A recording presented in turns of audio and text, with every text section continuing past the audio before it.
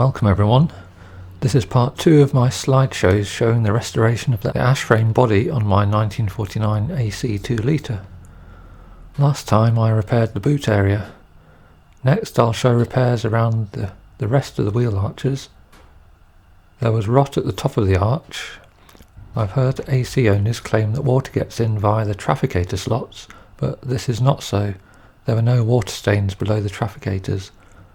The main problem is that despite having mostly duralumin body panels, AC used thin sheet steel for the inner wings. This rusted through, exposing the timber. The top of the wheel arch is a continuation of the side rails that run from the B pillar. It is in 2 layers and the rot occurs between the layers. Well, you didn't expect any of this to be easy, did you? Despite a few woodworm holes, the condition was not too serious on the right hand side where I made a few repair pieces. The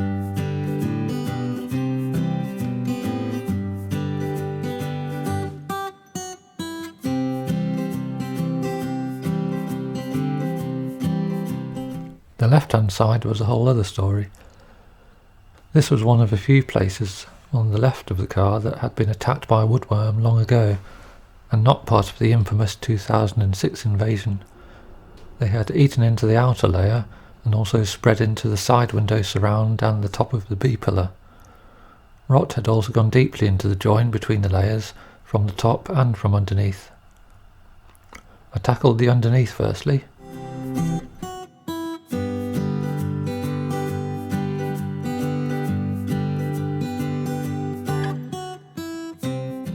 This cardboard template was made just before I dug out the rot. Then the top of the B pillar, you can see the steel bracket down deep in there, plus the new stainless steel screw.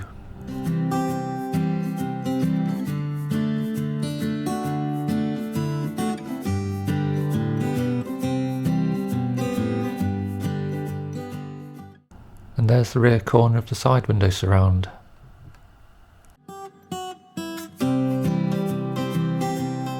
Here I've been digging out the damage from the side rails.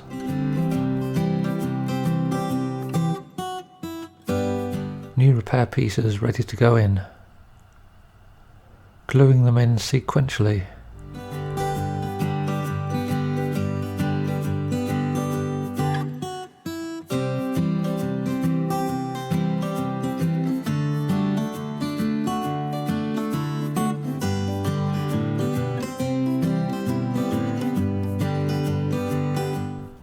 Then I dealt with the front of the wheel arches.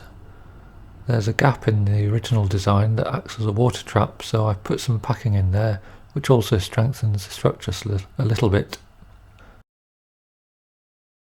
And much the same on the other side.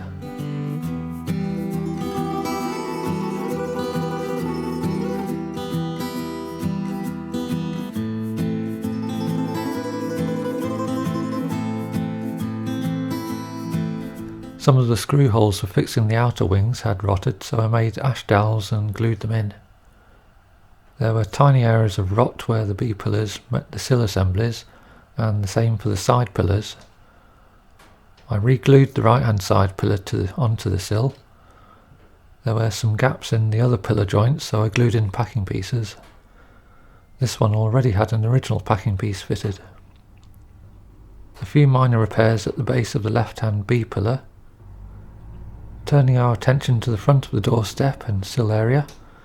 This was much more comfortable to work on, sitting by the car and chipping away. You'll notice that the wood had rotted away diagonally across various pieces. This is rather handy because the best way to get a strong repair joint, end grain to end grain, is diagonally, also making it as a halving joint. The side of the sill assembly also had several regions of rot.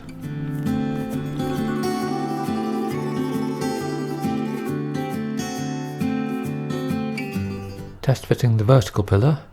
I'd made this back in the 1980s. This lever makes a handy right angle screwdriver for the screws that go into the edge of the doorstep. Then I made a new plywood wing support panel. It approximately matches the alloy panel that covers it, except there is extra wood to insert into a slot in the vertical pillar. The one tricky task is to align this ply panel. It fits into a slot which extends up into the A-pillar. Its alignment angle will also determine the outline of the doorstep front end. To resolve this issue, I temporarily refitted the front wing and the door to check panel fit.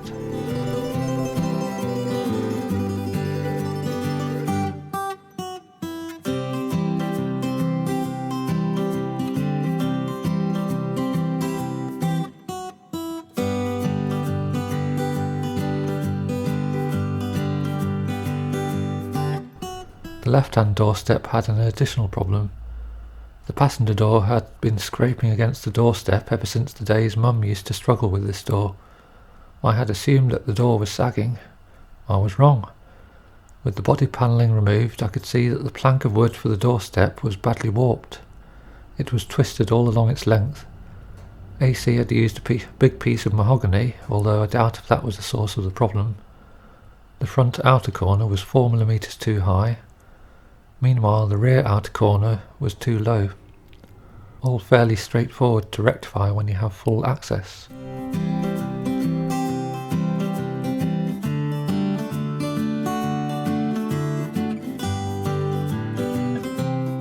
A few more small repairs under the front end.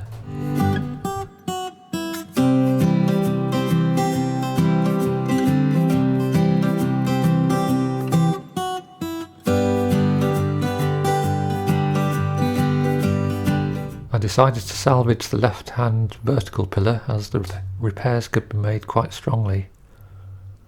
The A-pillar repairs were more intricate.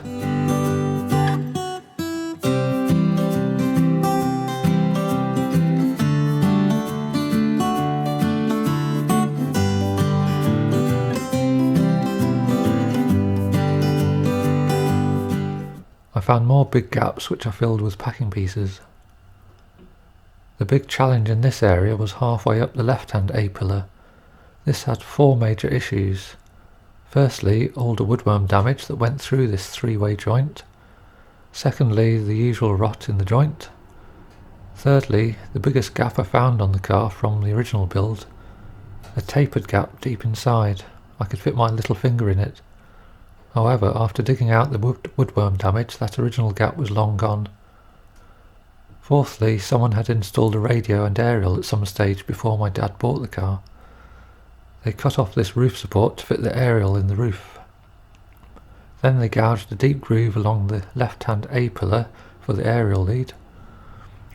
I won't go into the other damage they caused elsewhere. I repaired the pillar damage at the top end, then tackled the complex repair at the joint. These repair pieces are made of beech, which is the same material as the original pillar. This one looks like it's from some mind-bending 3D puzzle.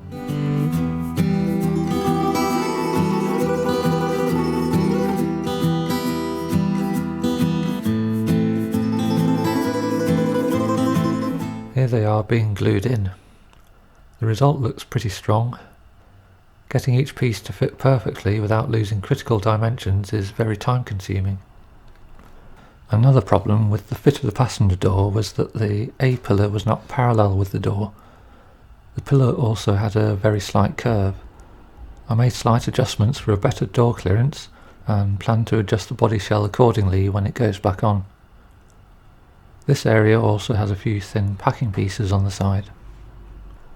The next big task was making a new plywood bulkhead. As mentioned in part 1, the original item was destroyed by woodworm in 2006. However, I had made a new one back in the 1980s, which was still on the car, but the material quality is not good enough. I had also made a scale drawing. Firstly, I repaired the small ribs that linked to the edges of the bulkhead. I renewed these 2 ribs, which have small bolt holes for attaching the front wings. With the outline of the bulkhead cut out, the edges have to be chamfered to align with the various body panels. I test fitted it under the main body shell. The side edges align with the tapered sides of the assembled body frame. Then there are these plywood distance pieces. They support the rear end of the bonnet. Also, the aluminium part of the bulkhead screws onto them. Their profiles need to match the outline of the aluminium bulkhead. I reused the original horizontal strip of ash. and not forgetting the holes for the pipes and cables that were passed through, and some extra clearance for the adjustable steering column. I was working on this back in 2012, and it rained almost every day during the late spring and early summer, so I determinedly worked behind closed doors, including the big day of gluing the bulkhead on. It sounds easy until you see its size and how much two-part adhesive you have to mix together and use within its time limit, and then how many attaching ribs to glue on afterwards. This took about 2 hours while trying to avoid breathing fumes. Fortunately, this Prefer, formerly known as Aerodux adhesive, has far less fumes than most other adhesive types.